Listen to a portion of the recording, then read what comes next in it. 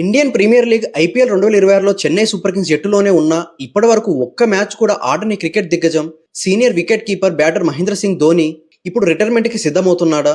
దీనిపై ఎప్పుడు ప్రకటన చేయాలో కూడా నిర్ణయించుకున్నాడా? ఈ సీజన్లో తన చివరి మ్యాచ్ ఆడేసి రిటైర్మెంట్ ప్రకటిస్తాడా, లేదా అది ఆడకుండానే కీలక ప్రకటన చేయబోతున్నాడా? ఇలా సవాలక్ష ప్రశ్నలకు ఈ రోజే మనకు సమాధానం దొరకబోతుంది. ధోని ఆడుతున్న సిఎస్కే సూపర్ కింగ్స్ ఇప్పుడు ఐపీఎల్లో కీలక దశలో ఉంది.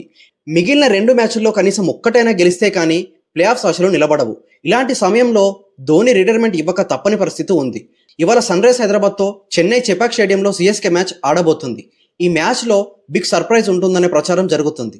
అది ధోని రిటైర్మెంట్ కావచ్చు, లేకపోతే ఆయన రిటైర్మెంట్ ప్రకటన కావచ్చని తెలుస్తుంది. ఇవాళ సిఎస్కే ఎస్ఆర్హెచ్ మ్యాచ్లో సర్ప్రైజ్ ఉంటుందని, ఈ సీజన్లో చెపాక్లో ఇదే చివరి మ్యాచ్ అని కామెంటర్ హర్ష భోగే తెలిపాడు.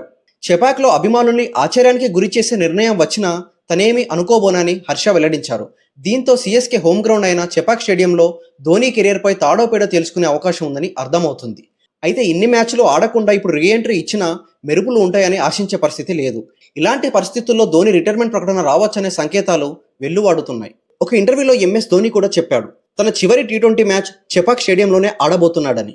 మేబీ ఎంఎస్ ధోని ఈ రోజే తన చివరి మ్యాచ్ని ఆడి తన రిటైర్మెంట్ని ప్రకటిస్తాడు కావచ్చు.